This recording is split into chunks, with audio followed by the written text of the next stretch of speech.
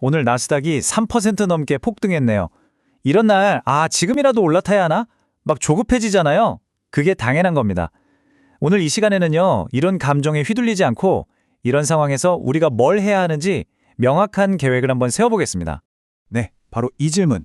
아마 지금 모두의 머릿속을 깍 이 생각이 맴돌고 있을 겁니다. 지금 사야 돼? 말아야 돼? 이 단순하지만 정말 어려운 질문에 대해서 오늘 데이터에 기반해서 명확한 답을 찾아보자고요. 본격적인 이야기에 앞서서 솔직하게 하나 고백하고 갈게요. 저 역시 최근에 마이너스 10% 손절했습니다. 그래서 지금 이 엄청난 상승을 SGOV, 그러니까 현금 100%로 그냥 쳐다만 보고 있어요. 그렇기 때문에 오늘 전엔 감정이 아니라 철저하게 데이터와 원칙에 기반해서 이야기할 수 있는 겁니다. 자, 그럼 시작해보죠. 이런 조급함과 포모를 이겨낼 해법으로 제가 항상 말씀드리는 거 바로 3일의 법칙입니다. 왜 성급하게 뛰어드는 것보다 딱 3일을 기다리는 게 훨씬 더 나은 결과를 가져오는지 지금부터 데이터로 한번 보여드릴게요. 자, 데이터를 직접 한번 보세요. 첫날 바로 뛰어들면 물론 더 싸게 살 수도 있겠죠. 하지만 보시는 것처럼 17% 확률로 다음날 바로 하락하는 휩소, 그러니까 가짜 신호에 당할 수가 있습니다. 반면에 3일을 기다리는 건 이런 가짜 신호를 걸러내는 필터 역할을 해주는 거예요. 이게 진짜 추세인지 아닌지 확인하는 시간을 버는 거죠. 아니, 3일이나 기다리면 더 비싸게 사는 거 아니에요? 하는 생각이 당연히 드실 겁니다. 맞습니다. 하지만 이걸 손해라고 생각하시면 안 돼요. 이건 가짜 상승에 속지 않기 위해 우리가 지불하는 일종의 확인 비용, 뭐랄까 보험료 같은 겁니다. 아주 중요한 전략적인 비용이죠. 그럼 오늘 우리가 해야 할 일은 뭘까요? 아주 간단합니다. 딱 한 가지만 확인하면 돼요. 오늘 TQQQ 종가가 200일선 위에서 끝났는가? 만약 예스다? 그럼 오늘이 바로 1일차가 되는 겁니다. 만약 노라면 아무것도 할 필요 없어요. 지금처럼 그냥 현금 들고 있으면 됩니다. 정말 간단하죠?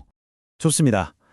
왜 기다려야 하는지 알았으니까 이제 어떻게 행동할지 구체적인 실행 계획을 한번 살펴보겠습니다. 앞으로 우리 앞에는 이 4가지 시나리오 중에 하나가 펼쳐질 겁니다. 첫째, 성공 시나리오. 3일 연속으로 200일선을 지켜낸다? 그럼 우린 원칙대로 매수하는 겁니다. 둘째, 휩소 회피. 한 이틀 오르다가 다시 200일선 아래로 툭 떨어진다? 와, 우린 위험을 피한 거예요. 아무것도 안 합니다. 셋째, 즉각 반전. 내일 바로 급락한다? 역시 아무것도 안 합니다. 가짜 신호였다는 게 증명됐으니까요. 마지막으로 매수 후 하락. 3일 확인하고 샀는데도 떨어진다? 괜찮습니다. 원칙대로 손절하고 다시 현금으로 돌아오면 그만입니다. 이 4가지만 머릿속에 넣어두면 어떤 상황에서도 흔들릴 이유가 전혀 없어요. 그런데 이런 질문이 생길 수 있습니다. QQQ는 200일선 위에 있는데 TQQQ는 아직 아래거든요. 도대체 뭘 따라야 하죠? 이거 정말 중요한 포인트고 많은 분들이 여기서 헷갈려 하십니다. 답은 아주 명확합니다. 이 전략의 기준은 오직 우리가 투자하는 바로 그 종목 TQQQ의 200일선 하나뿐입니다. 왜냐고요? 데이터가 그렇게 말해주기 때문이에요. 백테스팅 결과를 보니까 QQQ나 나스닥 100이 아니라 TQQQ 자체를 기준으로 삼았을 때 연평균 수익률은 더 높고 최대 손실폭은 더 낮았어요. 그러니까 헷갈릴 필요 없이 TQQQ 하나만 딱 보시면 됩니다. 자, 이제 이 전략의 장밋빛 미래가 아니라 가장 현실적인 얼굴, 바로 손실에 대해서 솔직하게 이야기해 볼 시간입니다. 기대치를 현실적으로 맞추는 거 정말 중요하거든요. 흔히 이 전략의 최대 손실폭, MDD가 마이너스 38%라고들 하잖아요. 하지만 여기 슬라이드를 보시면 그건 2010년 이후, 그러니까 역사상 가장 좋았던 시기의 수치일 뿐입니다. 만약 닷컴 버블 같은 최악의 시기를 포함하면 MDD는 무려 마이너스 67%까지 치솟습니다. 즉, 우리가 마음속으로 준비해야 할 진짜 숫자는 마이너스 40%에서 마이너스 67% 사이라는 거죠. 자, 이제 스스로에게 아주 중요한 질문을 던져봐야 합니다. 지금 내가 투자한 돈의 절반이 사라져도 내 생활에 아무 지장이 없고 밤에 편히 잠들 수 있는가? 이 질문에 네라고 답할 수 있는 그 금액으로만 이 전략을 사용해야 합니다. 아니, 승률이 절반밖에 안 되는데 어떻게 돈을 벌죠? 당연한 질문입니다. 그 비결은 바로 이 수익의 비대칭성에 있습니다. 슬라이드를 보세요. 우리는 마이너스 3%의 작은 손실을 여러 번 겪을 겁니다. 하지만 단 한 번의 성공적인 투자가 플러스 40%라는 압도적인 수익을 가져다 주는 거죠. 마치 저울처럼요. 여러 개의 작은 손실추를 한 개의 거대한 수익추가 가뿐하게 들어 올리는 것과 같은 원리입니다.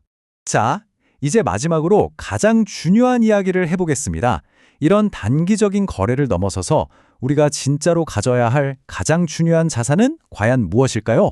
많은 분들이 이걸 놓치세요. 바로 세금이죠. 수익이 나서 미래에 내야 할 양도소득세는 사실 처음부터 내 돈이 아닙니다. 국가에 줘야 할 돈으로 따로 떼어놓아야 하는 거예요. 이걸 전세보증금이라고 생각하면 쉬워요. 집주인이 세입자의 보증금 원금을 마음대로 쓰면 안 되는 거랑 똑같습니다. 양도세로 내야 할 돈의 원금은 SGOE 같은 안전자산에 넣어두고 절대 투자에 재사용해서는 안 됩니다. 그건 내 돈이 아니니까요. 그 혹독했던 2022년 하락장 기억하시죠? 모두가 공포에 질려서 막 던질 때 우리는 뭘 해야 할지 몰라서 막막했잖아요. 하지만 이제 여러분은 다릅니다. 우리에겐 201선이라는 명확한 행동의 기준, 위기의 순간에 나를 지켜줄 도구가 이제 손에 쥐어져 있는 겁니다. 네, 바로 이겁니다. 이게 오늘 이야기의 핵심이에요.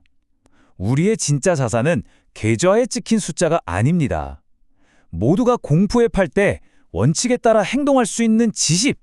바로 그것이 이 시장에서 우리를 끝까지 살아남게 할 가장 강력한 자산입니다. 시장의 겨울은 길고 혹독할 수 있습니다. 하지만 봄은 반드시 옵니다. 중요한 건 그 봄이 올 때까지 오늘 우리가 이야기한 이 원칙들을 지키면서 버텨낼 수 있느냐 하는 것입니다.